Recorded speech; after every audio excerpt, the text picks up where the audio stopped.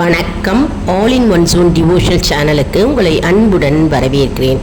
இன்றைக்கி நம்மளுடைய சேனலில் சிவபெருமானின் அவதாரங்கள்லாம் என்ன, அதெல்லாம் பற்றி நம்ம முழு விவரமாக பார்க்கலாம். அதாவது சிவபெருமானுக்கு எத்தனை அவதாரங்கள் இருக்கிறது, அதனுடைய சிறப்பு என்ன அப்படின்னு நம்ம பார்க்கலாங்க. அதற்கு முன்னால் நம்முடைய சேனலை தான் ஃபர்ஸ்ட் டைம் பார்க்குறவங்களா இருந்தாலும் சரி, சப்ஸ்கிரைப் பண்ணாமல் பார்க்குறவங்களா இருந்தாலும் சரி, நம்ம சேனலை சப்ஸ்கிரைப் பண்ணிவிட்டு அந்த பெல் பட்டனை ப்ரெஸ் பண்ணிக்கோங்க. அப்போ தான் டெய்லி போடுற வீடியோஸ் எல்லாம் உங்களுக்கு அப்டேட்ஸாக நோட்டிஃபிகேஷனில் தினசரி தெரிய வருங்க. சரி, வாங்க நம்ம இப்போ வீடியோக்குள்ளே போகலாம். மிகவும் அற்புதமான டாபிக் தான் நம்ம இன்றைக்கி டிஸ்கஸ் பண்ண போகிறோம். அதாவது சிவபெருமானின் அவதாரங்கள்லாம் என்னென்ன, அதனுடைய சிறப்பு பற்றி நம்ம பார்க்கலாங்க. ஸ்கிப் பண்ணாமல் முழுமையாக பாருங்கள், உங்களுக்கு அப்போ தான் டவுட்ஸ் இல்லாமல் தெரிய வரும். அதாவது நம்ம முதல்ல அவதாரம் அப்படின்னா என்ன அப்படின்னு பார்க்கலாம். அதாவது நாட்டில் தர்மம் குறைஞ்சி அதர்மம் தலை தூக்குகிறதோ, எப்போ அதர்மம் மேலோங்கி நிற்கிறதோ அப்போதெல்லாம் என்ன ஆகும்னா, இறைவன் தோன்றி மக்களை காப்பாற்றுவதற்காக அவதாரம் எடுக்கிறார். அதுதான் இதிகாசங்கள்லையும் சரி புராணங்கள்லையும் கூறப்படுகிறது. மேலும் விஷ்ணு பகவானுக்கு 10 அவதாரங்கள் இருக்குது அப்படின்னு நம்ம எல்லாருக்கும் தெரியும் இல்லையா? அதே போன்று சிவபெருமானுக்கு 64 வடிவங்கள் இருக்குது அப்படின்னும் நம்ம எல்லாருக்கும் தெரியும். சரி, இப்போது நம்ம சிவபெருமானின் அவதாரம்னா என்ன, எவ்வளவு அவதாரம் இருக்குது, எத்தனை வகைப்படுகிறது, அதனுடைய பெயர் என்ன அப்படின்னு நம்ம இப்போ பார்க்கலாம். அதாவது அவதாரம் அப்படின்னா அதர்மம் தலை தூக்கி நிற்கும்போது பகவான் நாட்டு மக்களை காப்பதற்காக அவதாரம் இருக்கிறார்.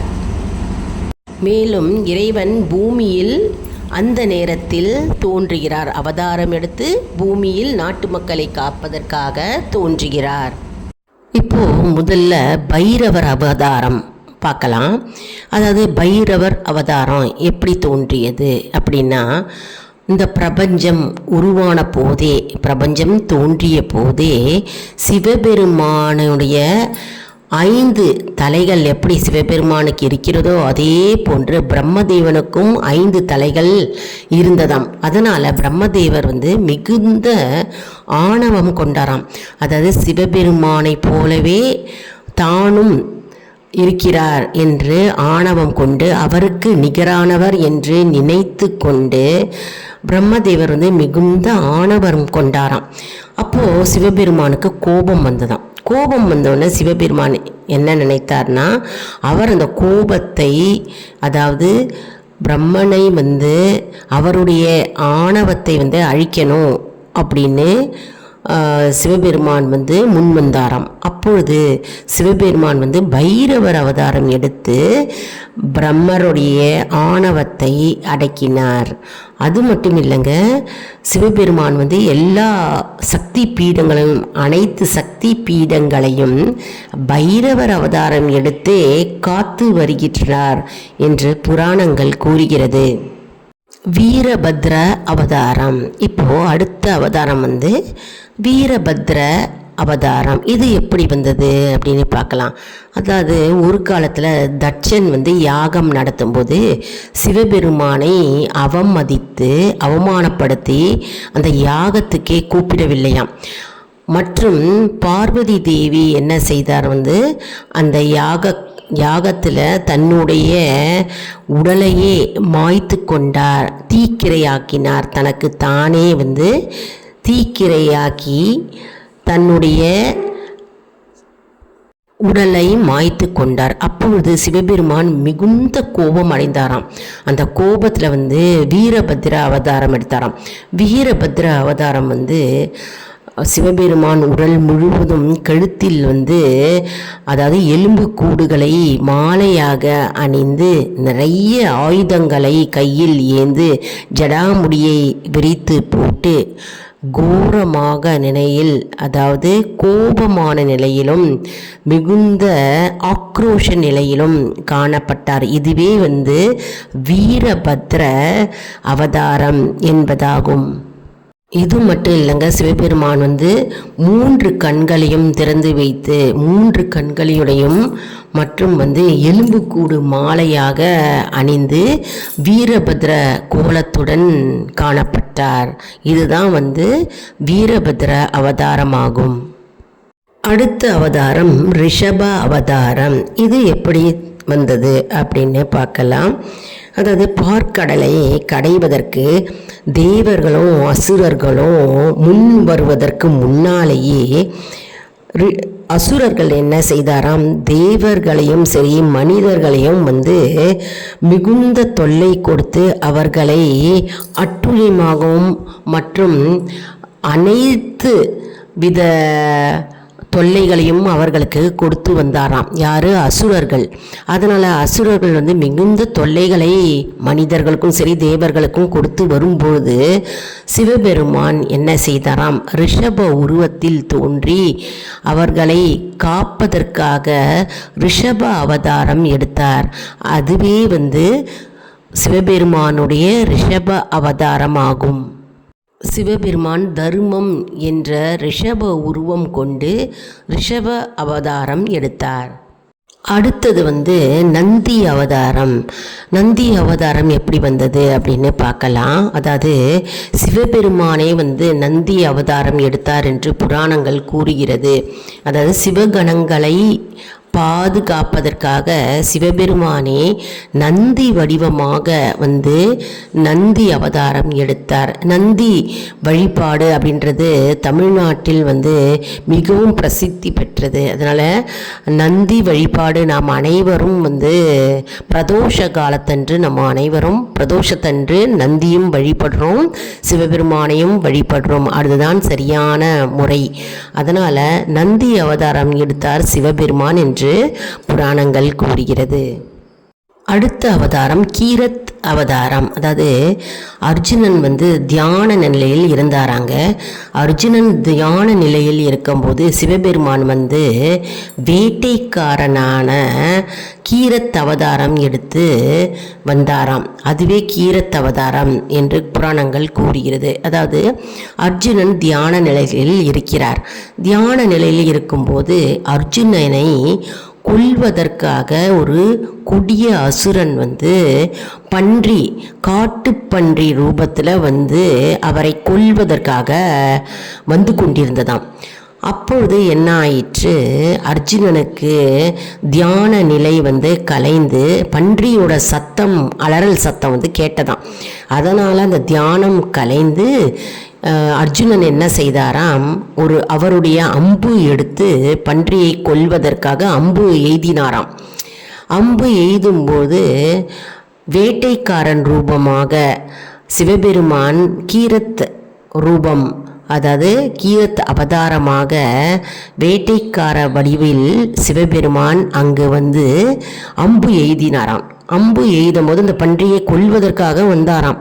அப்பொழுது அர்ஜுனனுக்கும் சிவபெருமானுக்கும், அதாவது யார் அந்த பன்றியை, காட்டு பன்றியை கொல்வது, அம்பு வைத்து கொல்வது என்று சண்டை ஏற்பட்டுள்ளதான். அப்போது அர்ஜுனருடைய வீரத்தை கண்ட சிவபெருமான் அர்ஜுனனுக்கு பசுபத அஸ்திரத்தை பரிசளித்தாராம், வழங்கினாராம். அதுவே கீரத் அவதாரம். கீரத், அதாவது வேட்டைக்காரன் வடிவில் சிவபெருமான் கீரத் அவதாரம் எடுத்து அங்கு வந்தாராம், அம்பு எய்த வந்தாராம். அடுத்த அவதாரம் யாதிநாத் அவதாரம். இந்த யாதிநாத் அவதாரம் எப்படி வந்தது அப்படின்னு பார்க்கலாம். அதாவது ஒரு கணவன் மனைவி ஒரு கிராமப்புறத்தில் வாழ்ந்து வந்தாராம். அப்போது யாதிநாத் அவதாரம் எடுத்த சிவபெருமான் சிவனடியாராக அவருடைய குடிசைக்கு சென்றாராம். குடிசைக்கு சென்றவுடன் இரவு முழுதும் குடிசையில் தங்கியிருந்தாராம் சிவபெருமான். அப்பொழுது கணவன் மனைவியான 2 பேர் வெளியில் படுத்து கொண்டார்களாம். வெளியில் படுத்து கொண்டிருக்கும்போது ஏதோ ஒரு விலங்கு கணவனை கொன்றதாம். அப்பொழுது மனைவி அதை கண்டவுடன் தான் தீக்குளிக்க வேண்டும் என்று திட்டமிட்டாராம். அப்போது என்ன செய்தாராம் சிவபெருமான் அவருடைய சுயரூபத்தை காண்பித்து அவர்களுக்கு, அந்த கணவன் மனைவிக்கு அடுத்த ஜென்மத்தில், அடுத்த பிறவில் நலன் தமயந்தியாக பிறவி எடுக்க வேண்டும் என்று அவர்களுக்கு வரம் அளித்தாராம். இதுவே யாதிநாத் அவதாரமாகும். சிவபெருமான் அவர்கள், அதாவது அந்த கணவன் மனைவியுடைய பக்திக்கு ஏற்ப அந்த இடத்தில் சிவனடியாராக யாதிநாத் அவதாரம் எடுத்து அவர்கள் வீட்டுக்கு தஞ்சம் அடைந்து அவர்களுக்கு இந்த வரத்தை கொடுத்தார். இதுவே யாதிநாத் அவதாரமாகும். அடுத்த அவதாரம் பிப்லாட் அவதாரம். இது வடநாட்டில் மட்டுமே வழிபட செய்கின்ற ஒரு அற்புதமான அவதாரமாகுங்க. சனியின் சாபத்தை பிப்லாட் அவதாரம் எடுத்து போக்கினார் என்று புராணங்கள் கூறுகிறது. இப்போ நம்ம சிவபெருமானுடைய ஒவ்வொரு அவதாரத்தையும் நம்ம பார்த்தோங்க. அதாவது அதர்மம் தலை தூக்கும்போது பகவான் நேரடியாக உயிர்களை காப்பதற்காக அவதாரம் எடுத்திருக்கிறார். நாம் இன்னைக்கு நல்ல டீட்டெயிலாகவே நம்ம பார்த்தோம். ஒவ்வொரு அவதாரத்துடைய கதையும் பார்த்தோம். அந்த அவதாரம் எப்படி வந்தது அப்படின்னும் பார்த்தோங்க. அதாவது வருகின்ற செவ்வாய்க்கிழமை, கார்த்திகை மாதத்தில் செவ்வாய்க்கிழமை அன்று 2ஆம் தேதி பிரதோஷம் வருகிறதுங்க. பிரதோஷத்தன்று நாம் கண்டிப்பாக சிவபெருமான் கோவிலுக்கு சென்று சிவனையும் நந்தியும் ஒரு சேரா நாம் வணங்க வேண்டும். மற்றும் பிரதோஷ வேலை அப்படின்னா 4:30லேருந்து 6 மணிக்குள்ளே கோவிலுக்கு செல்ல வேண்டும். மற்றும் நம்ம வில்வ இலை வாங்கி கொள்ள வேண்டும். மற்றும் அருகம்புல்லும் இருந்ததுன்னா அருகம்புல்லும் வாங்கி எடுத்துகிட்டு போகலாம். பிரசாதம் ஏதாவது செஞ்சு எடுத்துகிட்டு போகலாம். ஓம் நமச்சிவாய என்ற மந்திரத்தை நம்ம 21 முறை, அப்படி இல்லைன்னா 54 முறை, அப்படி இல்லைன்னா 108 முறை நம்ம ஜபிக்க வேண்டுங்க. கோவிலுக்கு போக முடியல அப்படின்றாங்க, வீட்டிலருந்தே ஓம் நமச்சிவாய என்ற மந்திரத்தை நம்ம உச்சரிக்கலாம். இப்போது செவ்வாய்க்கிழமை பிரதோஷம் நாம் மறந்து விடக்கூடாது. மற்றும் கோவிலில் விளக்கு ஏற்றி வைக்கலாம். நெய் விளக்கோ அல்லது நல்லெண்ணெய் விளக்கோ ஏற்றி வைக்கலாம்.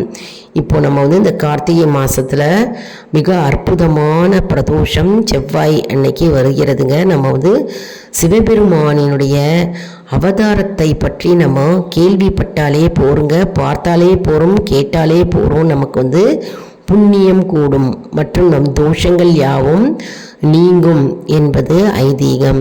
சிவபெருமானை பற்றி நிறைய வீடியோஸ் அப்லோட் பண்ணியிருக்கேங்க, போய் பார்த்துக்கோங்க. அதாவது சிவபெருமானுடைய பிரதோஷ சிறப்பு மற்றும் பாடல்கள் எல்லாமே வந்துக்கிட்டே இருக்குங்க. சப்ஸ்கிரைப் பண்ணி வச்சுக்கோங்க. சப்ஸ்கிரைப் பண்ணி ரெகுலராக பார்க்குறவங்களுக்கு இது தெரிய வரும். புதுசாக நம்ம சேனலில் பார்க்குறவங்களுக்கு சப்ஸ்கிரைப் பண்ணிவிட்டு பாருங்கள். அப்போ தான் வீடியோஸ்லாம் உங்களுக்கு ரெகுலராக அப்படியே நோட்டிஃபிகேஷனில் தெரிய வரும்.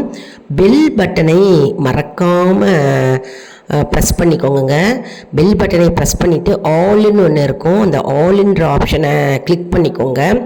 அப்போ தான் எல்லா வீடியோஸும் லைனாக உங்களுக்கு சேருங்க. நிறைய ஷார்ட்ஸ் வீடியோஸும் இருக்குங்க நம்ம சேனலில். இந்த வீடியோ உங்களுக்கு பயனுள்ளதாக இருக்கும் என்று நான் நம்புகிறேன். இந்த வீடியோவுக்கு ஒரு லைக் கொடுங்க. இதை மற்றவர்களுக்கும் ஷேர் செய்யுங்கள், அவர்களும் பலனடையட்டும். மேலும் ஆல் இன் ஒன் ஜோன் அன்பர்களுக்கு ஒரு அன்பான வேண்டுகோள், நம்முடைய கம்யூனிட்டி போஸ்ட்டில் கேள்வி பதில் நேரம் வருங்க. அந்த கேள்விகளுக்கு பதில் தாங்க. இதன் மூலம் நம்முடைய ஆன்மீக பயணம் எப்படி இருக்கிறது என்பதை நாம் தெரிந்து கொள்ளலாம் இல்லையா? இது சப்ஸ்கிரைப் செய்தவர்களுக்கு மட்டுமே தெரிய வரும். அதனால் நம்முடைய சேனலை மறக்காமல் சப்ஸ்கிரைப் செய்து கொள்ளுங்கள். அடுத்த வீடியோவில் வேறு ஒரு தலைப்புடன் உங்களை சந்திக்கிறேன். நன்றி, வணக்கம்.